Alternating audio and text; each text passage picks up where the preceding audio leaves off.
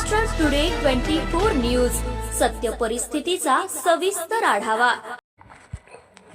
ध्वजारोहणाने आदिशक्ती मुक्ताई यात्रेचा शुभारंभ। जळगाव जिल्ह्यातील मुक्ताईनगर कोथडी येथे संत मुक्ताबाईची यात्रा व महोत्सव मोठ्या उत्साहात सुरू झाला आहे। दरवर्षीप्रमाणे महाशिवरात्रीच्या आसपास ही यात्रा भरते, ज्यात योगी चांगदेव आणि मुक्ताईबाईंच्या पालखी सोहळ्याचे विशेष आकर्षण असते। लाखो भाविक आदिशक्ती मुक्ताबाईच्या दर्शनासाठी येथे गर्दी करतात। यात्रा सोहळ्याची मुख्य वैशिष्ट्ये: पालखी मिरवणूक। यात्रेच्या मुख्य दिवशी रात्री चांदीच्या मूर्तीची ढोल ताशांच्या गजरात पालखी मिरवणूक काढली जाते। घागर मिरवणूक। महिला डोक्यावर पाण्याच्या घागरी घेऊन परंपरेने सहभागी होतात। सांस्कृतिक व धार्मिक कार्यक्रम यात्रेत कीर्तन, प्रवचन आणि भजन पूजनाचे कार्यक्रम पार पडतात। मुक्ताईनगर येथील कोथळीमध्ये संत मुक्ताबाईचे समाधी मंदिर आहे, जिथे वर्षभर भाविकांची वर्दळ असते। ही यात्रा संत मुक्ताबाईचा अंतर्ध्यान सोहळा आणि त्याचे आध्यात्मिक कार्य साजरे करणारी एक मोठी धार्मिक परंपरा आहे। बाबा, आज यात्रोत्सवाचं ध्वजपूजन करण्यात आलं, काय सांगाल याबद्दल?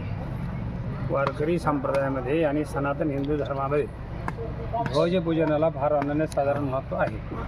आज आपल्या यात्रेला, पारंपरिक यात्रेला आज सुरुवात होणार आहे। तर यात्रेची सुरुवात हा ध्वज उभारणीपासून, ध्वजपूजनापासून होत असते।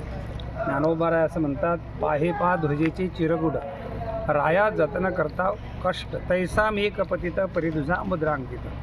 त्या ध्वजपूजनापासून यात्रेला सुरुवात होईल। आज माघ वद्य नवमी सगळ्या परिसरातून दिंड्या जवळजवळ आता आईसाहेबांच्या पंचकृषीमध्ये दाखल झाल्या। संध्याकाळपर्यंत सगळ्या दिंड्या आपापल्या स्थानावर येतील आणि यात्रेला सुरुवात होईल। ध्वजपूजनाने सुरुवात करायचा अर्थ असा असतो की ही यात्रा खऱ्या अर्थाने जो करील याची यात्रा तो तारील सकळे गोत्रा, सकळे कुळे पवित्रा याची दर्शनी होते। पूर्वज उद्धरती कुळासहित असं त्या यात्रेचं, मुक्ताबाईच्या यात्रेचं हे फल आहे। संतांनी वर्णन केलं आणि ते फल आपल्या पत्रामध्ये पडलं पाहिजे, म्हणून ती यात्रा साधन करत असताना, चिंतन करत असताना त्या यात्रेमध्ये कुठल्याही प्रकारचं विघ्न होता कामा नये, निर्विघ्नपणे यात्रा आपली पार पडली पाहिजे। त्याच्याकरता ध्वजपूजन आणि गणेश पूजनाने आपण या यात्रेची सुरुवात आज केलेली आहे। आजपासून यात्रेला सुरुवात होईल।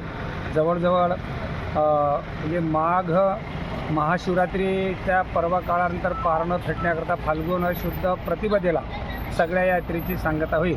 कालाकडून सगळ्या दिंड्या, सगळे फळकरी, सगळे वारकरी आपापल्या स्वस्थानाला परतीच्या प्रवासाला निघतील।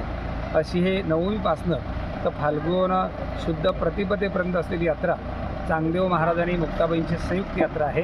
गुरु शिष्याची परंपरेने यात्रा ही आहे आणि महाशिवरात्री फार पुरातन असलेली श्रद्धेची ही यात्रा, लोकांच्या बऱ्याचशा लोकांच्या नवस्फूर्तीची ही यात्रा आहे। आजपासून बरेचसे लोक आदिशक्ती मुक्ताबाईंच्या चरणी आपले नवससुद्धा पूर्ण करत असतात आणि म्हणून ही परंपरेने चाललेली यात्रा, ही पारंपरिक यात्रा, या यात्रेची सुरुवात आज ध्वजपूजनाने झाली। आपण सर्वांना या यात्रेकरू ही यात्रा आपली निर्विघ्नपणे पार पडावी अशी मुक्ताईच्या चरणी खऱ्या अर्थाने प्रार्थना करू।